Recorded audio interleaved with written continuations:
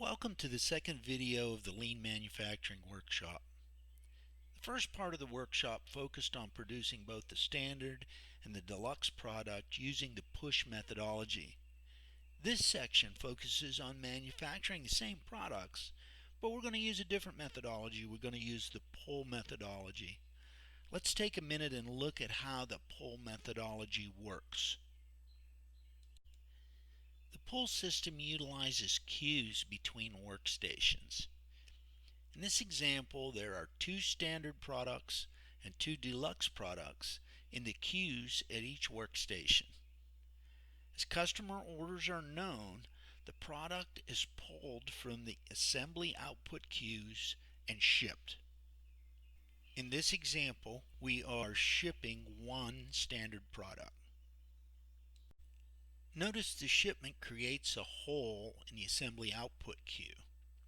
This hole is a trigger for the assembler to pull one standard subassembly from the subassembly output queue and one set of standard parts from the paint output queue and assemble a standard unit to replace the unit that had been shipped.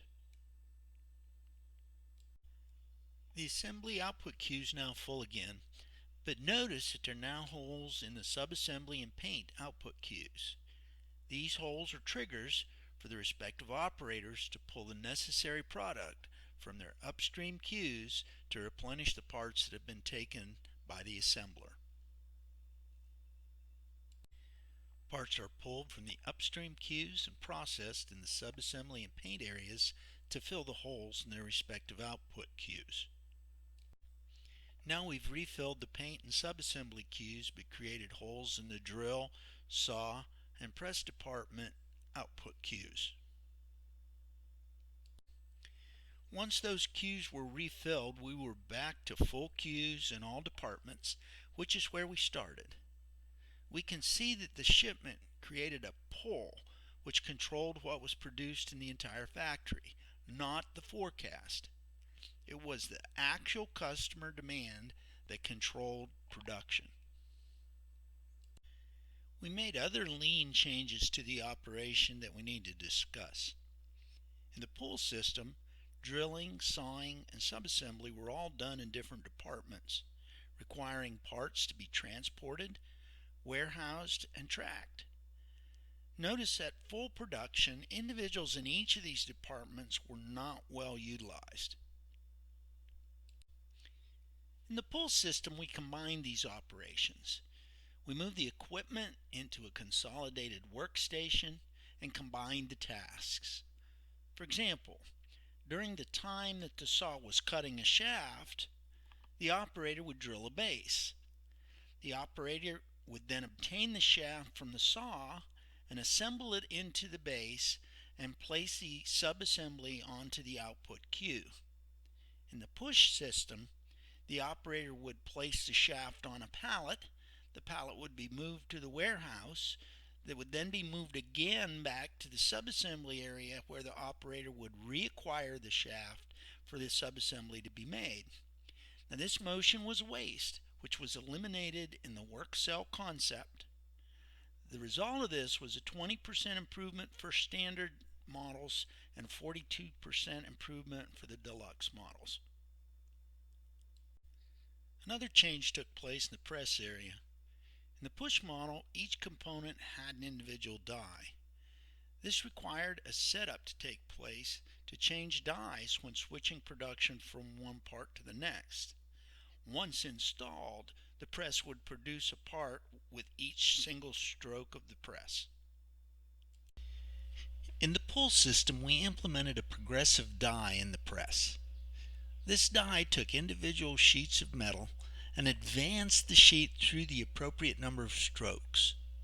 At the completion of the sequence, we produced a kit containing the appropriate number of parts that we needed. The use of the progressive die did not change the number of strokes required to produce the parts, so the manufacturing time per part did not change, but all the setups were eliminated. In the push system, there was a single paint line which required setups when switching colors. In the pull system, dedicated paint lines were established. The paint time remained the same, but the setups were eliminated. To recap our productivity improvements, by implementing the changes in the subassembly area, we reduced our direct labor for the standard product by 6% and the deluxe product by 11%. Moving equipment and implementing queues between workstations, we eliminated transportation and warehousing. The introduction of a progressive die in the press department and dual paint lines in the paint department dramatically reduced setups. Now, all of these improvements support the main purpose of lean manufacturing, which is to eliminate waste and create flow. The pull model has a similar look and feel as the push model. However, there is no forecast input screens due to the fact that there is no forecast. There is no MRP report because there is no MRP. There is no mechanism to add additional purchased inventory. The pull model has an interactive component similar to the push model, whereby the modeler can look at a snapshot at various times of the day. Each snapshot shows how many of each type of product were made since the beginning of the shift and how many of each product are in each queue at that point in time. As in the push model, the order quantity and the ship time are displayed on the dashboard.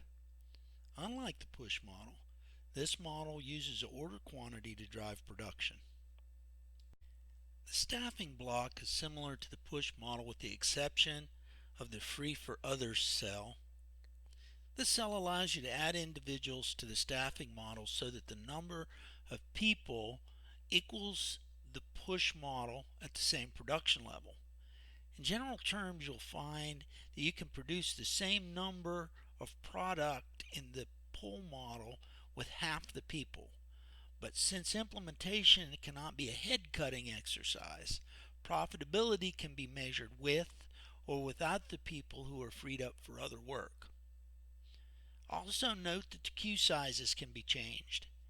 You will find that 2 is the optimum number for the queue size, but feel free to look at the impact of changing this value.